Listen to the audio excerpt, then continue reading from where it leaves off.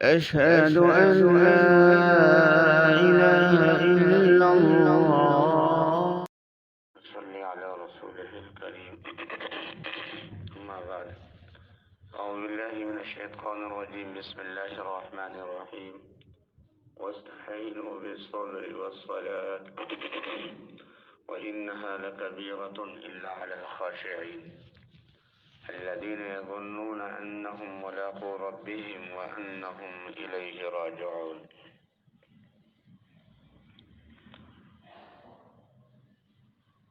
سورہ بقرہ کا 5واں رکوع اپنے اختتام کی طرف 2 آیتیں ہیں اس میں. ان آیات میں بھی علماء یہود کو مخاطب کیا گیا ہے اور ساتھ ساتھ امت محمدیہ صلی اللہ علیہ وسلم کو بھی مخاطب کیا، کیونکہ قرآن اس امت کے لیے نازل ہوا، قیامت تک آنے والے تمام انسانوں کے لیے نازل ہوا. تو اس وقت دنیا کے اندر جتنے انسان ہیں ان سب کی کامیابی کو اللہ نے حضرت محمد عربی صلی اللہ علیہ وسلم کے ساتھ جوڑ دیا کہ جو بھی آپ صلی اللہ علیہ وسلم کے اوپر ایمان لے آئے گا، قرآن پہ ایمان لے آئے گا تو وہ مسلمان ہے، اور آپ کا انکار کرے یا قرآن کا تو وہ کافر ہے. حالانکہ یہود نصارہ اللہ کو مانتے ہیں، اللہ کا انکار نہیں کرتے. اس کے علاوہ دوسری بھی بہت ساری قومیں جو اللہ کو مانتی ہیں لیکن اللہ کی نہیں مانتی، ان کا بھی یہی حال ہے. تو یہاں ان کو کیونکہ قرآن واعظ ہے بہت بڑا، انسانوں کے اندر کی کمزوریوں کو نکالنے کے لیے قرآن نے بڑے نسخے دیے ہیں. شفاء لما فی الصدور ہے، یہ سینوں کے اندر کی بیماریوں کا علاج بھی اس قرآن میں اللہ نے رکھا ہے. تو یہاں آج کے درس کے اندر بھی 2 چیزوں کی نصیحت کی گئی. وَاسْتَعِينُوا بِالصَّبْرِ وَالصَّلَاةِ، مدد حاصل کرو تم اللہ سے نماز کے ساتھ اور صبر کے ساتھ. صبر اور نماز کے ساتھ اللہ کی مدد کو تم حاصل کر سکتے ہو اور اس کو کرو. لیکن آگے بتا دیا کہ وَإِنَّهَا لَكَبِيرَةٌ، بے شک یہ نماز بہت دشوار ہے، بہت بھاری ہے. إِلَّا عَلَى الْخَاشِعِينَ، مگر خشوع والوں پہ نہیں. الذین، خشوع والے وہ لوگ ہیں، یظنون، جن کو یہ پورا یقین ہے، انہم ملاقو ربہم، کہ وہ اپنے رب سے ملاقات کریں گے، اپنے رب سے ملیں گے. وانہم الیہ راجعون، اور ان کو یہ بھی پورا یقین ہے کہ ہم نے اپنے رب کی طرف لوٹ کر جانا ہے. یہ ہے خشوع والے. اس 2 آیتوں کے اندر پہلے حکم تو دیا کہ اللہ کی مدد حاصل کرو صبر کے ساتھ، نماز کے ساتھ. صبر کے 3 معنی. پہلا معنی صبر کا یہ ہے کہ اللہ رب العزت کی اطاعت کی جائے. اللہ کی اطاعت میں بندہ اپنے آپ کو لگا دے. دوسرا معنی صبر کا یہ ہے کہ ہر نافرمانی سے اپنے کو دور رکھے.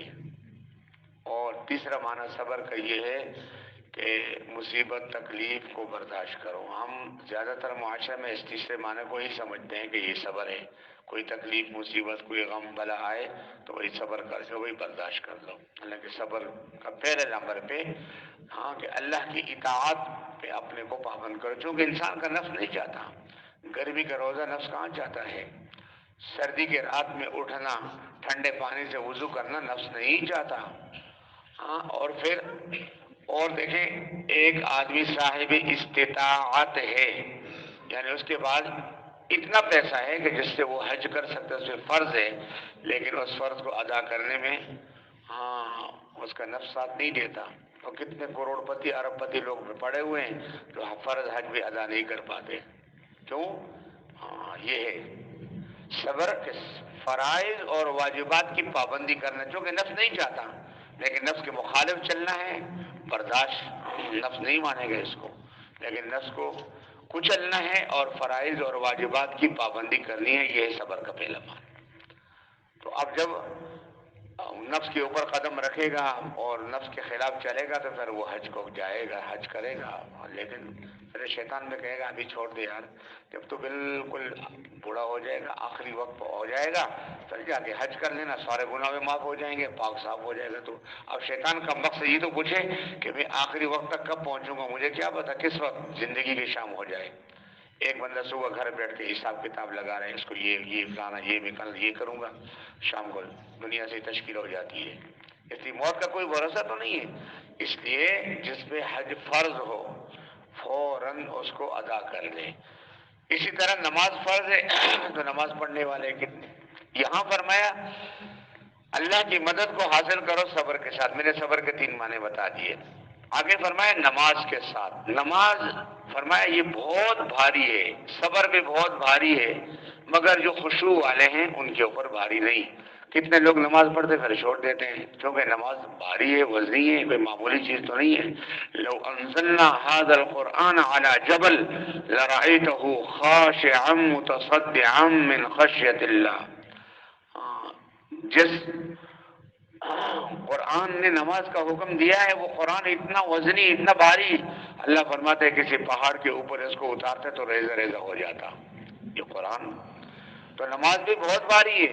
کتنے لوگ اذان سنتے ہیں نماز نہیں پڑھتے، ان کے بس میں نہیں ہے، نفس کو نہیں قابو کر سکتے۔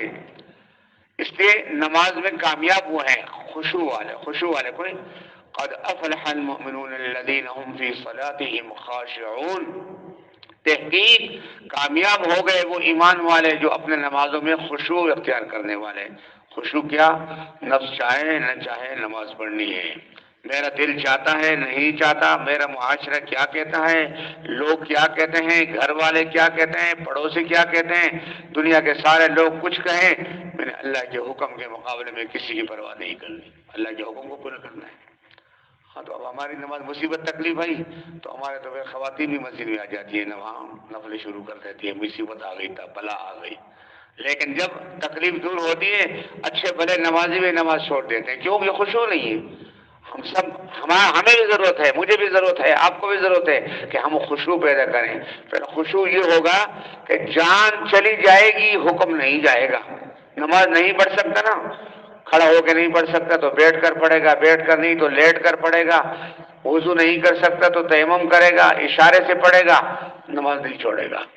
ہاں پھر یہ پڑھا ہوا ہے نا، ہاں اشارہ سے رکوع سجدے کے اشارے کر کے نہیں چھوڑے گا۔ تو ہمارے ہاں بیمار کے لیے کیا کہتے ہیں، آرام یہ ہے کہ نماز نہ پڑھے، اصل میں وہ طبیعت خراب ہے، اب طبیعت خراب ہوئی نماز نہیں پڑھے گا، لا حول ولا قوت الا باللہ۔ اگر اسی بیماری میں تشکیل ہو گئی تو پھر کہاں جائے گا بے نمازی اللہ کے پاس؟ اس لیے یہ نماز اس وقت اس کی حقیقت دل میں اترے گی جب خشوع ہوگا۔ اور یہاں فرمایا نا کہ خشوع والے وہ لوگ ہیں جن کو اپنے رب سے ملنے کا پورا یقین ہے کہ اللہ سے ملیں گے اور اس کی طرف لوٹ کے جانا ہے۔ اب جس کو یہ ڈر ہے کہ میں نے اللہ کے بعد، ایک دنیا کی مثال ہے، ایک چپڑاسی ہے، آفیسر نے اس کو کوئی کام دے دیا اور تنخواہ بھی اس کو اچھی بڑی اچھی تنخواہ مل رہی ہے، ہاں اس کو الاؤنس بھی ملتا ہے، اس کو کھانے پینے کی چیزیں، اس کو تنخواہ اور اوپر اضافی پیسے بھی ملتے ہیں، کوئی بینک میں ہوتا ہے تو پھر تو 5 انگلی گھی کے اندر ہے، ہاں اس کے بل بھی ادا ہو رہے ہیں، اس کو کرائے کا گھر بھی دیا ہوا ہے، مطلب بہت سی چیزیں دی ہیں۔ آفیسر نے بولا یہ تم نے کر کے آنا ہے، تو کیا خیال ہے نوکر سو جائے گا آرام سے؟ پہلے نمبر پہ سر نے کہا ہے اپنا گرم کھانا چھوڑے گا، گرم چائے چھوڑے گا ٹھنڈے موسم میں، لیکن پہلے سر نے کہا وہ کام پہلے پورا کرے گا، کیوں؟ میرے سر نے کہا ہے۔ تو نماز کا حکم میرے اللہ نے دیا ہے، احکم الحاکمین بادشاہ نے دیا ہے، پھر یہ بیماری کی وجہ سے میں کیسے چھوڑ دوں اس کو؟ جان چلی جائے نماز نہ جائے، یہ ہے خشوع کہ میں کسی حال میں نہیں چھوڑوں گا۔ آپ نے دیکھا ماشاءاللہ ہمارے کتنے سارے بھائی ہوتے ہیں، ہم بھی مجبوری میں نماز پڑھ رہے ہیں سب، ہاں خشوع ہم لوگوں میں، میرے اندر تو ہے نہیں خشوع ہے، آپ لوگوں میں تو ہوگا کچھ، ہاں لیکن بہت سے لوگ پڑھتے پڑھتے پھر چھوڑ دیتے ہیں۔ وہی یہ نماز کو تم نے کیا یاد بنایا اس کو، ہے نا، یہ وہ مٹی کا میلہ تو نہیں ہے، کیا کہتے ہیں کنڈی کا میلہ، کنڈی میلہ ایک پھٹی میلہ، کہ جب سال میں ایک دفعہ ہے تو چلے گئے۔ یہ نماز ہے، عبادت ہے، عبادت کو عبادت کے طریقے سے کرنا ہے، وہ کیسے؟ ہاں اب میلہ پابندی کے ساتھ لوگ جاتے ہیں، کوئی سال ایسا نہیں میلے میں جانے والے نے میلے میں جانا چھوڑ دیا ہو، بلکہ ابھی تو اچھے بھلے لوگ ماشاءاللہ جو نمازی ہیں ماشاءاللہ، ہاں جو نیکی کو جانتے ہیں، دین کو جاتے ہیں، وہ بھی کہتے ہیں ہم تو گورکھ کرنے گئے تھے، ٹکری نہیں گئے تھے، وہ بھی جاتے ہیں چکر مارنے کے لیے، ہاں یہ تو حال ہے۔ تو بھائی ان کو کہیں مسجد میں بھی چکر مار دیا کرو، ہاں 5 وقت اذان اس لیے ہوتی ہے کہ نماز فرض ہے اور 750 دفعہ اللہ نے حکم دیا ہے کیا اس کے بعد فَبِأَيِّ حَدِيثٍ بَعْدَهُ يُؤْمِنُونَ، میرے بندو کیا اس قرآن کے بعد کوئی اور قرآن تمہارے لیے اتارو جو تم مانے ہوئے؟ اس موجودہ قرآن کے اندر 750 دفعہ حکم دیا ہے اور حدیثیں تو 1000 سے بھی اوپر ہیں. 750 دفعہ. مسلمان کے لیے تو ایک حکم کافی تھا، ایک حکم، ہاں کہ وہ مان لیتا. تو اپنی تمام مشکلات کا حل بتا دیا. کیا؟ نماز کے ذریعے سے. حضرت عبداللہ بن مسعود رضی اللہ عنہ فرماتے ہیں، حضرت ابو ہریرہ رضی اللہ عنہ فرماتے ہیں، حضرت ابن عباس رضی اللہ عنہ فرماتے ہیں، حضرت علی المرتضیٰ رضی اللہ عنہ فرماتے ہیں غزوہ خندق میں دیکھا رسول اللہ صلی اللہ علیہ وسلم، حضرت علی رضی اللہ عنہ فرماتے ہیں کہ سارے لوگ ساری رات ایک چادر پہنی ساری رات نماز پڑھ رہے ہیں، نماز کے ذریعے مدد مانگ رہے ہیں اللہ سے. سارے عرب قبائل جمع ہو کے مسلمانوں کو ختم کرنے کے لیے.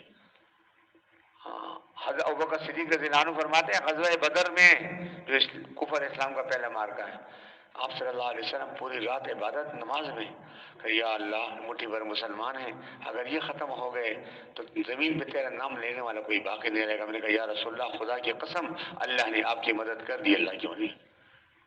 آپ کو اللہ کے رسول امام الانبیاء دعا مانگے اللہ قبول نہ کرے؟ اللہ نے تو وعدہ کیا ہے، وعدہ ہے نا اللہ کا وَاسْتَعِينُوا بِالصَّبْرِ وَالصَّلَاةِ. نماز کے ذریعے، صبر کے ذریعے سے، نماز کے ذریعے سے اللہ کی مدد کو حاصل کرو.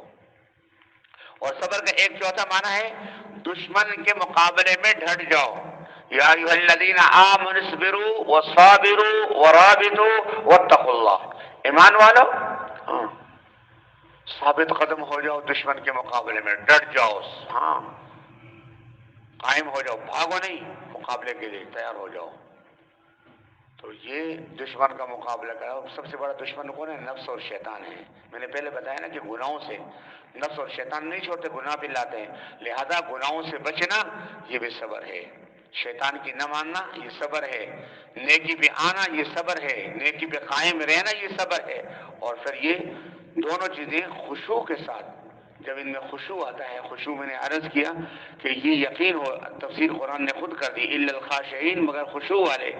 الذین، یہ وہ لوگ ہیں یظنون جن کو پورا یقین ہے کہ انہم ملاقو ربہم، ہم نے اپنے رب سے ملنا ہے اور اسی کی طرف لوٹ کر جانا ہے. سب نے جانا ہے نا اللہ کے. اب جس کو یہ یقین ہو کہ اللہ سے ملنا ہے تو کیا خیال ہے پھر نماز چھوڑے گا وہ؟ کیونکہ اول ما یحاسب بہ العبد یوم القیامۃ الصلاۃ، قیامت میں سب سے پہلا حساب نماز کا لیا جائے گا، سب سے پہلا حساب. فَإِن صَلَحَ صَلَحَ سَائِرُ عَمَلٍ وَإِن فَسَدَتْ فَسَدَتْ سَائِرُ عَمَلٍ. اگر نماز ٹھیک نکلی تو سارے اعمال میں پاس کر دیا جائے گا اس کو، اور نماز میں اگر خرابی نکلی تو فرمایا کہ سارے اعمال اس کے غارت ہو جائیں گے، برباد ہو جائیں گے. سرٹیفکیٹ ہے اعمال کو قبول کرنے کے لیے نماز. ہم اپنے سارے بھائیوں کو نماز پہ لگائیں. اس لیے ہمارے تبلیغ والے بھائی بہت زور دیتے ہیں بھائی تم نماز تو پڑھ لو یار، مسجد میں آؤ نماز تو پڑھ لو. ہاں باقی دین تو بعد میں، نماز پہ آ گیا، نماز میں آ جائے گا انشاءاللہ پورے دین پہ چلنا آسان ہو جائے گا. اس کے لیے اللہ ہمیں پکا اور سچا نمازی بنائے. یہ قرآن کریم کا درس کا سلسلہ تو کچھ دنوں کے لیے معطل ہوا انشاءاللہ، اور حدیث کا درس جو ہے انشاءاللہ وہ جاری رہے گا. اللہ تعالی ہمیں جو کچھ سنا ہے، ہم نے پڑھا ہے، اللہ اس پہ عمل کی بھی توفیق عطا فرمائے. اللہ ہمیں صحیح معنوں میں پکا اور سچا نمازی بنائے اور صبر والا بنائے. اللہم صلی علی سیدنا محمد وعلی آل سیدنا محمد وبارک وسلم وصلی علیہ برحمتک یا